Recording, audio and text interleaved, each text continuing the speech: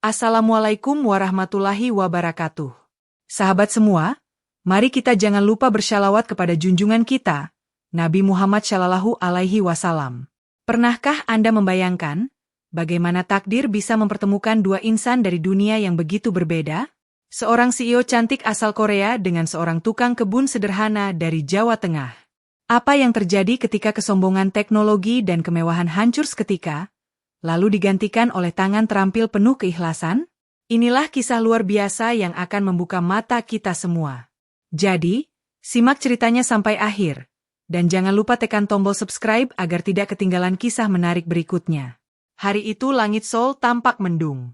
Jalanan sibuk dipenuhi mobil-mobil yang melaju cepat. Di tengah hiruk-pikuk kota metropolitan, sebuah mobil sport hitam berkilau tiba-tiba terhenti. Mesin mati total, mengeluarkan asap tipis dari kapnya.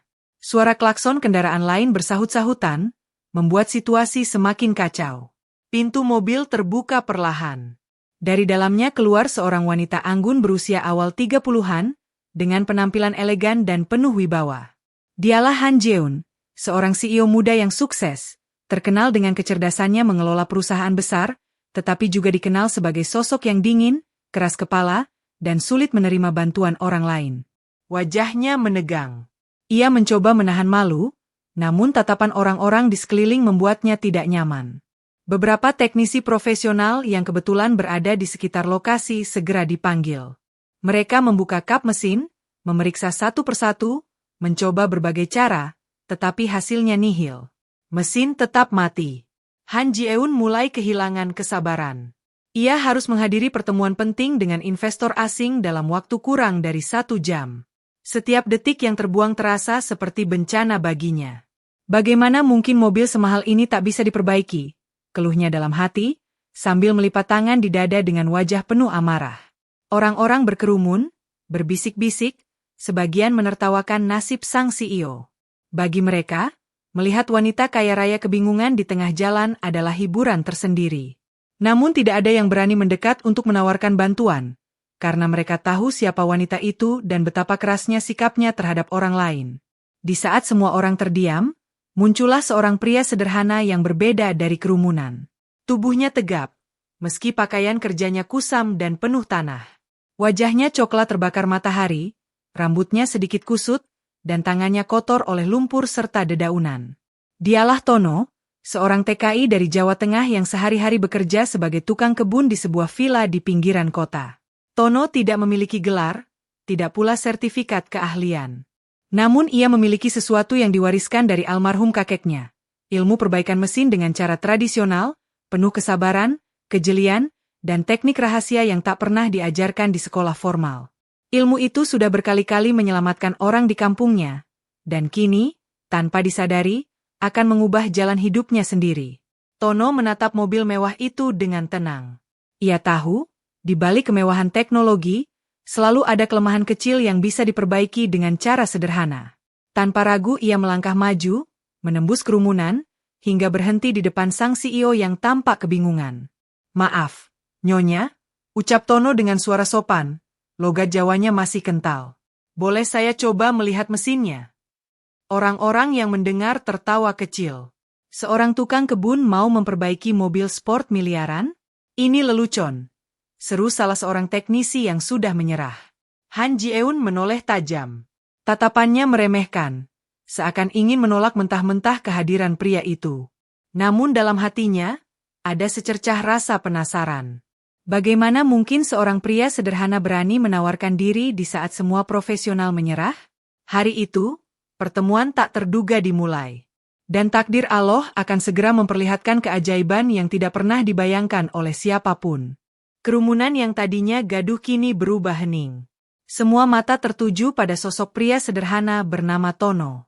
Tubuhnya masih berpeluh karena baru saja selesai memangkas tanaman di villa majikannya.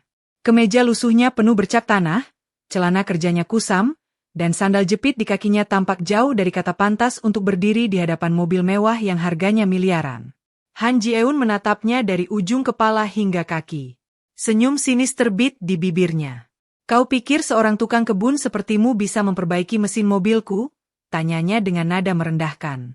Tono menunduk sebentar, lalu mengangkat wajahnya dengan tenang. Saya tidak berani memastikan, Nyonya. Tapi izinkan saya mencoba. Kadang hal kecil bisa diselesaikan dengan cara yang sederhana. Orang-orang di sekitar langsung meledak dengan tawa mengejek. Beberapa teknisi yang gagal memperbaiki mesin itu bahkan ikut menertawakan. Hahaha. Tukang kebun ingin menandingi teknisi bersertifikat? Jangan bercanda. Salah satu dari mereka berteriak. Namun Tono tidak marah. Ia hanya diam, mengingat wajah kakeknya yang dulu sering menasihati. Tono, jangan takut dicemooh orang. Ilmu itu bukan soal gelar, tapi soal ketekunan dan niat baik. Selama kau ikhlas menolong, Allah akan bukakan jalan.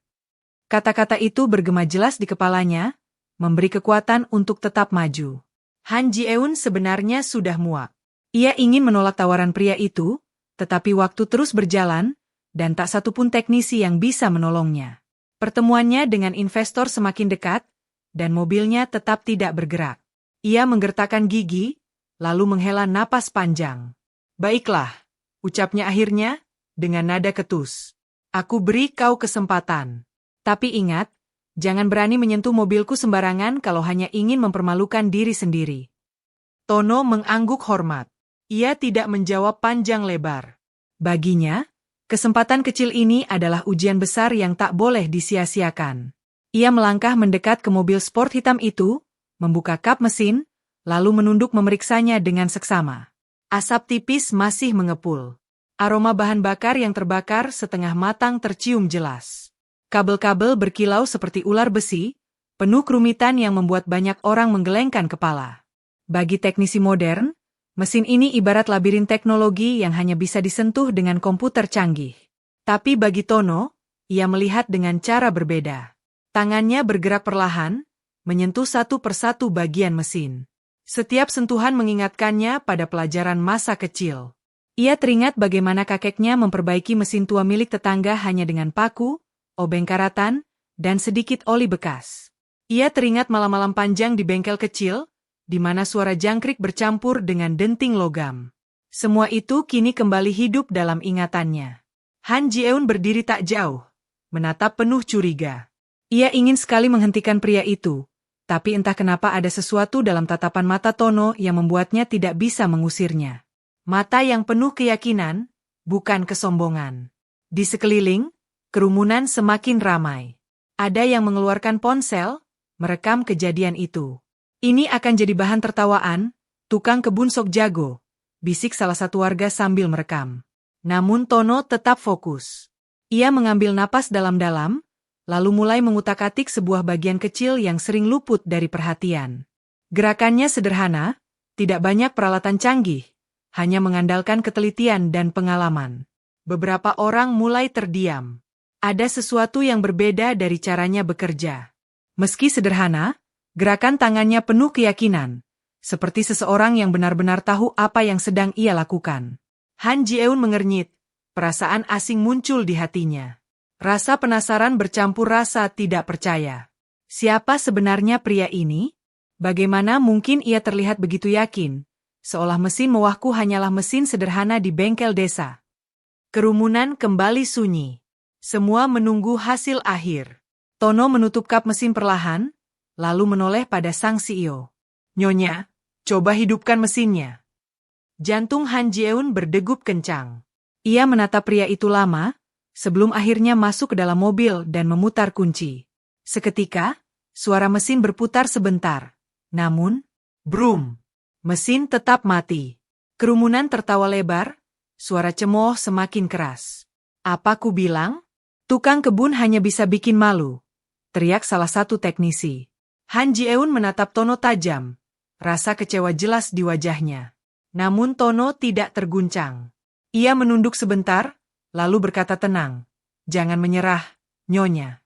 Izinkan saya mencoba sekali lagi." Han Ji-eun mendesah panjang. Ia merasa sudah terlalu banyak membuang waktu dengan pria sederhana yang bahkan bukan teknisi. Raut wajahnya menunjukkan rasa jengkel bercampur malu, apalagi kerumunan mulai menertawakan situasi itu. "Cukup. Aku tidak punya waktu lagi," katanya dingin, sembari hendak menutup kembali kap mobil.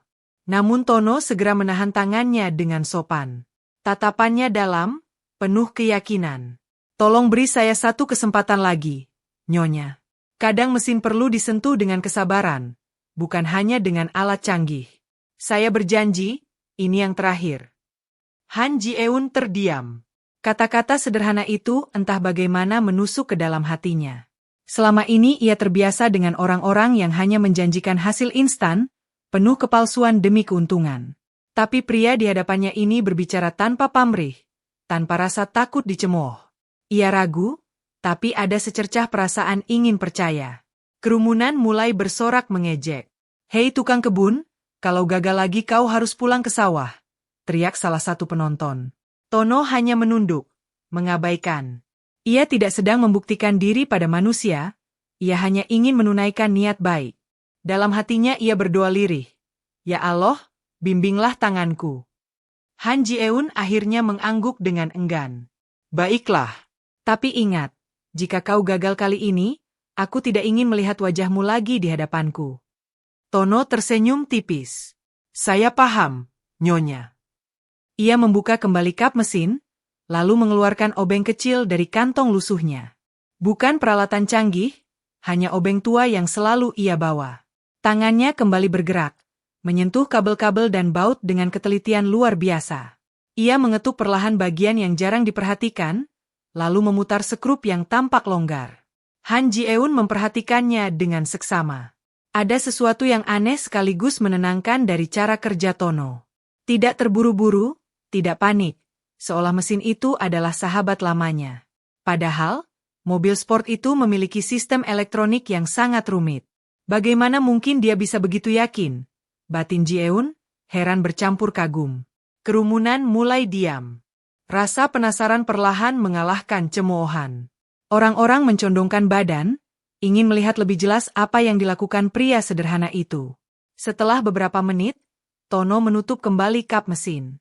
Ia menyeka keringat di dahinya, lalu melangkah mundur. "Sekarang, coba lagi Nyonya." Han Ji-eun duduk di kursi pengemudi. Tangannya sedikit bergetar saat memutar kunci. Suara starter terdengar. Bermem, bermem. Mesin bergetar, hampir hidup, lalu kembali terhenti. Kerumunan tertawa lagi, suara ejekan memenuhi udara. Han Ji-eun menggertakkan giginya, hampir kehilangan kesabaran. Namun sebelum ia sempat marah, Tono berkata tenang. "Sekali lagi, Nyonya. Kali ini saya yakin." Dengan wajah kesal, Ji-eun memutar kunci sekali lagi. Beremem, beremem. Wom. Suara mesin meraung keras, stabil, lalu berputar mulus. Getaran mobil berubah tenang, seolah tidak pernah rusak sama sekali. Kerumunan mendadak hening. Semua orang ternganga, tidak percaya dengan apa yang mereka saksikan. Seorang teknisi profesional yang tadi menertawakan langsung berbisik, "Astaga, bagaimana mungkin dia bisa memperbaiki itu?" Han Ji-eun terpaku. Tangannya masih memegang setir, tubuhnya gemetar. Tatapannya beralih pada Tono yang berdiri dengan wajah tenang. Kau benar-benar berhasil." Tono hanya mengangguk singkat. "Alhamdulillah, mesin sudah bisa digunakan kembali." Sekejap, semua tatapan sinis berubah menjadi tatapan kagum. Orang-orang yang tadi menertawakan kini berbisik penuh heran. Beberapa bahkan bertepuk tangan, memberi apresiasi pada pria sederhana itu. Han Ji-eun masih terdiam, hatinya dilanda badai perasaan. Ia, seorang CEO yang terbiasa memandang rendah orang kecil, kini dipaksa menyaksikan kenyataan bahwa justru orang sederhana itulah yang menyelamatkannya. Keraguan di hatinya mulai goyah. Ada sesuatu pada Tono yang berbeda dari semua pria yang pernah ia temui. Hari itu, pandangannya terhadap dunia mulai retak, sedikit demi sedikit. Suasana di jalan itu berubah total. Kerumunan yang sebelumnya sibuk menertawakan kini terdiam, bahkan beberapa bertepuk tangan kecil melihat mesin mobil sport yang hidup kembali. Han Ji-eun masih duduk di kursi pengemudi, wajahnya campuran antara tak percaya dan heran. Ia keluar perlahan dari mobil, berdiri di hadapan Tono. Bagaimana kau bisa melakukannya?" tanyanya. Suaranya bergetar antara kagum dan tidak rela. Tono hanya tersenyum sederhana. "Saya hanya mencoba apa yang dulu diajarkan kakek saya di desa. Beliau selalu bilang, Setiap mesin, seberapapun canggihnya, tetap memiliki hati. Kalau kita sabar mendengarkan suara mesin itu, maka kita akan tahu di mana letak sakitnya. Han Ji-eun mengerutkan dahi. Kata-kata itu terdengar aneh, tapi juga dalam. Mesin punya hati. Ia mengulanginya dalam hati, seakan mencoba memahami makna di baliknya. Kerumunan yang tadinya bising kini mulai bubar. Beberapa orang yang tadi mengejek justru menghampiri Tono untuk menepuk bahunya, memberi selamat. Ada pula yang merekam momen itu, mengunggahnya ke media sosial dengan komentar heboh. Nama Tono perlahan mulai menjadi bahan pembicaraan. Namun Tono tetap tenang. Ia tidak mencari pujian, apalagi perhatian. Baginya, membantu orang yang kesulitan adalah kewajiban. Ia teringat jelas malam-malam bersama kakeknya di bengkel tua di desanya. Malam ketika lampu minyak menyala redup, dan suara jangkrik menemani denting logam. Kakeknya pernah berkata, "Tono, jangan pernah meremehkan ilmu. Sekecil apapun ilmu yang kau miliki, bisa jadi suatu hari ia akan menyelamatkan nyawa orang lain, atau bahkan mengubah hidupmu sendiri. Tapi ingat, gunakan ilmu itu dengan niat baik, bukan untuk kesombongan." Kata-kata itu yang selalu menuntunnya. Dan hari itu, di tengah jalanan Seoul yang sibuk, pesan sang kakek seakan hidup kembali. Han Ji-eun menatap Tono lebih lama. Dalam dirinya, ada rasa kagum yang mulai tumbuh, meski ia masih menutupi dengan wajah dingin. "Kau bukan sekadar tukang kebun biasa, bukan?" Tono tersenyum. "Saya memang hanya tukang kebun, Nyonya.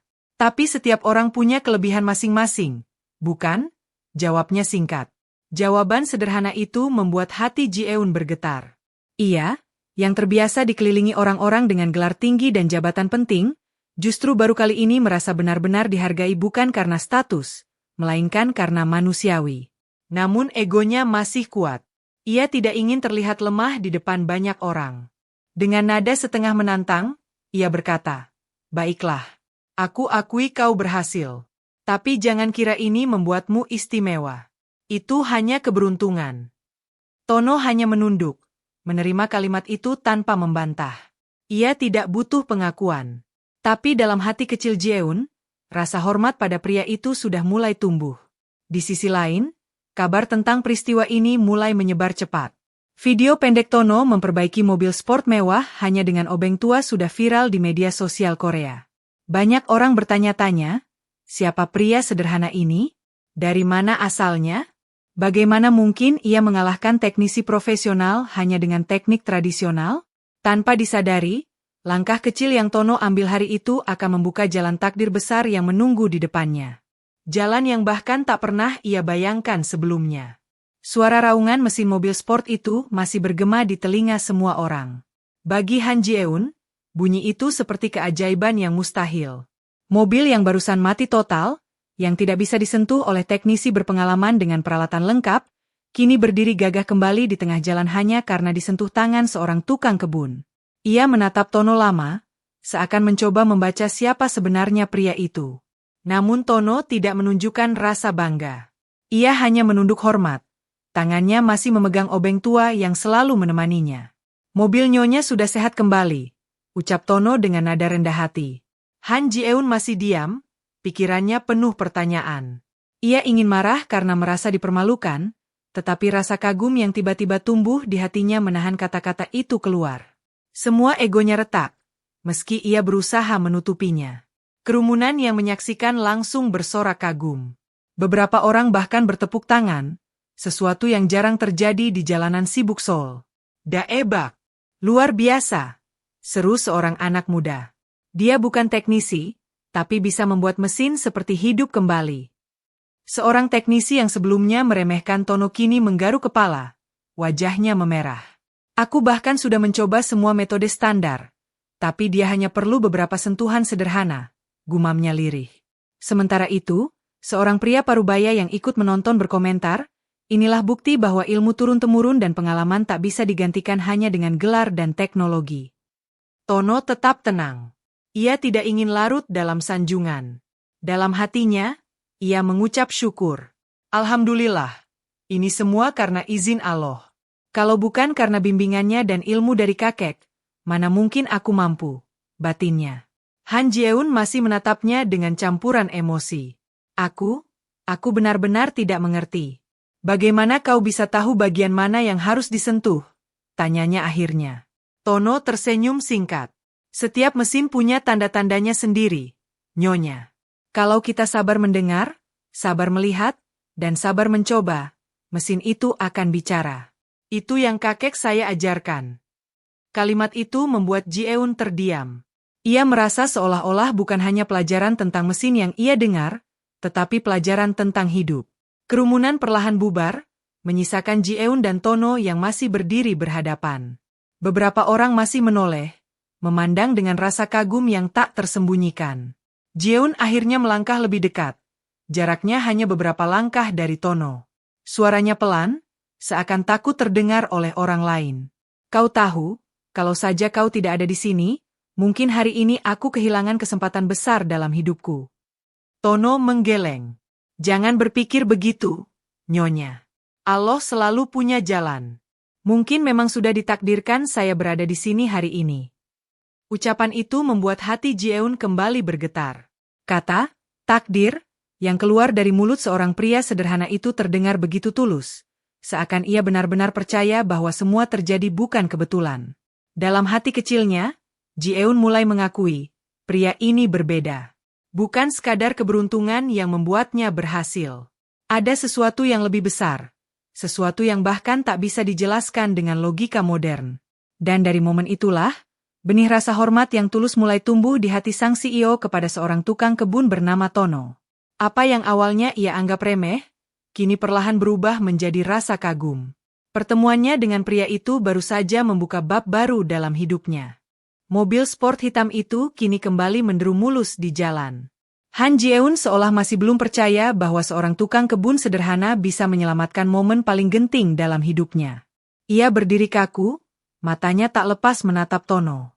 Sementara Tono hanya tersenyum tipis, lalu melangkah mundur hendak pergi. Baginya, tugas sudah selesai. Ia tidak meminta imbalan, tidak juga menunggu ucapan terima kasih.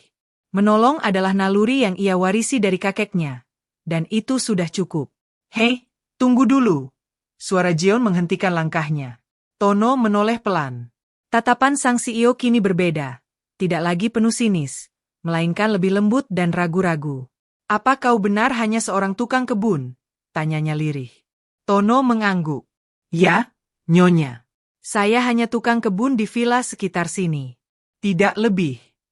Jawaban sederhana itu membuat Jeun semakin bingung. Bagaimana mungkin seseorang yang hidupnya begitu jauh dari dunia mesin modern bisa menyentuh teknologi mahal seperti mobil sport dan menghidupkannya kembali? Dalam diam, ia merasa ada sesuatu yang spesial.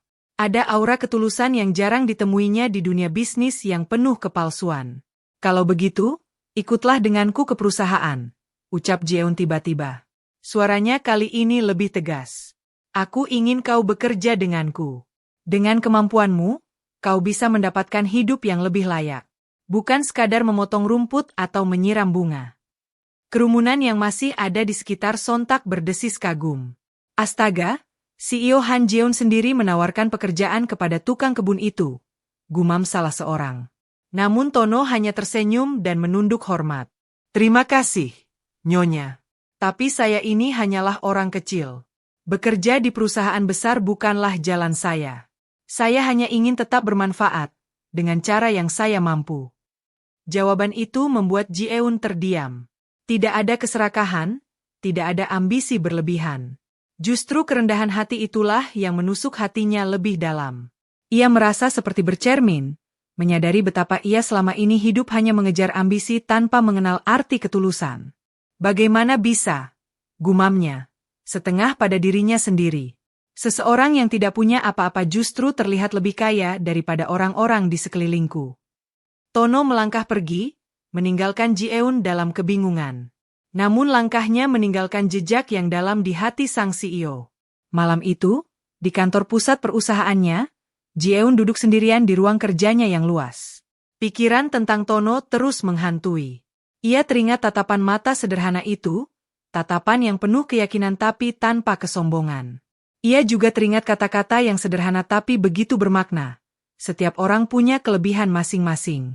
Perlahan, dinding kesombongan yang selama ini ia bangun mulai retak.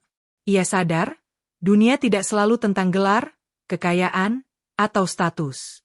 Terkadang, dunia justru bergerak karena orang-orang kecil yang tulus, yang bekerja dengan hati, bukan dengan pamrih.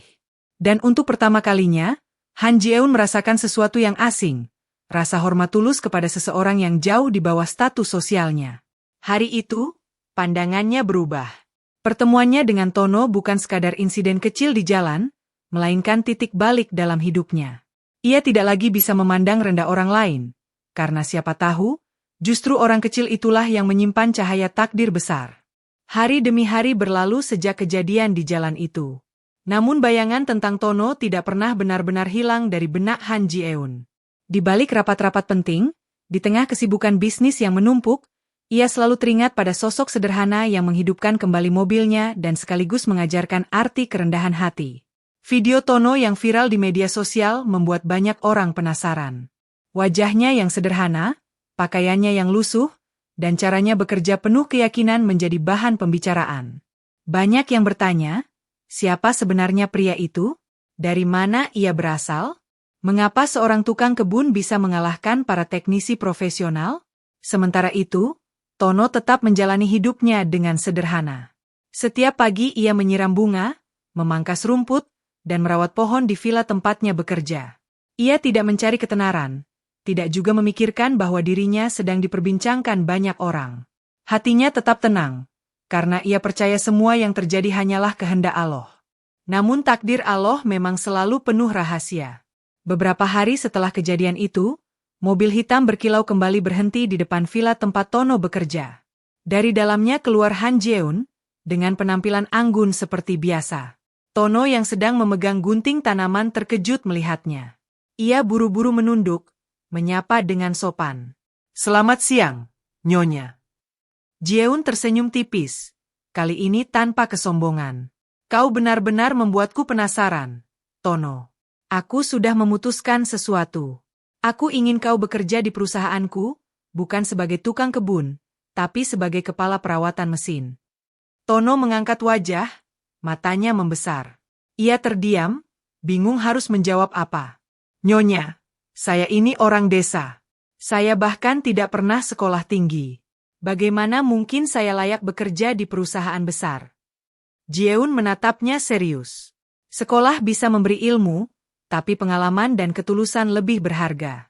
Kau sudah membuktikan itu di hadapanku. Jangan remehkan dirimu sendiri. Dunia butuh orang-orang seperti kau." Keraguan besar memenuhi hati Tono. Ia tidak pernah membayangkan akan mendapat tawaran sebesar ini. Namun jauh di dalam dirinya, ia tahu ini bukan kebetulan. Kakeknya pernah berpesan, "Ilmu yang kau pelajari dengan ikhlas suatu hari akan membuka jalanmu sendiri, Nak." Hari itu, Tono menerima tawaran tersebut. Bukan karena ingin mengejar kekayaan, tapi karena ia ingin membuktikan bahwa orang sederhana pun bisa memberi manfaat lebih luas jika diberi kesempatan. Beberapa bulan kemudian, nama Tono mulai dikenal di perusahaan Han Ji-eun. Ia bukan sekadar kepala perawatan mesin, melainkan sosok yang dihormati karena kerendahan hati dan kepiawaiannya. Banyak karyawan yang awalnya meremehkan kini justru menjadikannya panutan. Han Ji-eun pun berubah. Ia, yang dulu dikenal angkuh dan dingin, kini lebih ramah dan bijaksana. Pertemuannya dengan Tono mengajarkan bahwa kesuksesan tidak ada artinya tanpa hati yang tulus. Ia bahkan sering berkata dalam rapat perusahaan, "Ingatlah, jangan pernah meremehkan siapapun. Karena terkadang, orang yang paling sederhana justru menyimpan pelajaran paling berharga." Bagi Tono, semua ini hanyalah perjalanan takdir. Dari seorang tukang kebun di negeri orang, ia kini berdiri sejajar dengan para profesional, bukan karena gelar, melainkan karena kerja keras, keikhlasan, dan doa. Dan semua itu dimulai dari sebuah pertemuan tak terduga di Jalan Raya Seoul, ketika mobil seorang CEO mati total, dan seorang pria sederhana menghidupkannya kembali dengan ilmu warisan kakeknya. Pertemuan itu bukan sekadar kebetulan. Ia adalah pintu takdir, yang mengubah hidup dua insan dari dunia berbeda untuk selamanya. Sahabat semua yang dirahmati Allah, dari kisah sederhana ini kita belajar bahwa hidup tidak pernah berjalan sesuai dengan perhitungan kita. Takdir Allah selalu punya cara untuk mempertemukan orang-orang yang dikehendakinya. Siapa sangka, seorang CEO cantik yang hidupnya penuh kemewahan bisa dipertemukan dengan seorang tukang kebun sederhana dari Jawa Tengah? Pertemuan itu bukan sekadar kebetulan, melainkan jalan yang telah digariskan. Sebab Allah ingin menunjukkan bahwa kemuliaan tidak diukur dari harta, jabatan, atau gelar tinggi. Kemuliaan sejati ada pada hati yang ikhlas, pada tangan yang mau bekerja, dan pada jiwa yang rendah hati. Tono, yang oleh banyak orang dianggap remeh, justru menjadi penyelamat di saat semua profesional menyerah. Dengan ilmu warisan kakeknya, ia menghidupkan kembali mesin yang mati, sekaligus menghidupkan hati orang-orang yang menyaksikan. Bukankah ini bukti bahwa orang kecil bisa membawa cahaya besar jika diberi kesempatan? Sementara Han Jeun, sang CEO, belajar pelajaran penting yang tidak pernah ia temukan di ruang rapat atau buku bisnis. Ia belajar bahwa manusia tidak boleh merendahkan orang lain hanya karena status. Sebab seringkali, justru orang yang kita pandang rendahlah yang membawa hikmah besar dalam hidup kita. Sahabat semua, betapa sering kita terjebak dalam kesombongan, mengira bahwa dunia hanya bergerak karena mereka yang berkuasa dan berilmu tinggi. Padahal, dunia ini berdiri karena doa orang-orang kecil, karena kerja tulus mereka yang sering tidak terlihat. Jangan pernah remehkan orang sederhana, karena bisa jadi merekalah jalan yang Allah pilih untuk menolong kita. Dan jangan pernah putus asa dengan keadaan kita sendiri. Tono hanyalah seorang tukang kebun, tetapi keikhlasannya menjadikan ia lebih dihormati daripada teknisi profesional. Semua karena ia yakin pada takdir Allah, dan ia menjalani pekerjaannya dengan sabar dan tulus. Maka, marilah kita belajar dari kisah ini. Belajarlah untuk selalu rendah hati, dimanapun kita berada. Gunakan ilmu dan kelebihan kita untuk membantu sesama, bukan untuk meninggikan diri. Karena pada akhirnya, bukan harta yang membuat kita mulia, melainkan amal dan keikhlasan hati. Semoga kisah ini menjadi pengingat bagi kita semua, bahwa takdir Allah selalu indah, dan setiap pertemuan dalam hidup kita membawa pelajaran berharga. Mari kita jaga hati kita agar tetap bersih, agar kita termasuk orang-orang yang dimuliakan oleh Allah, bukan karena kedudukan, tetapi karena kerendahan hati dan ketulusan. Assalamualaikum warahmatullahi wabarakatuh.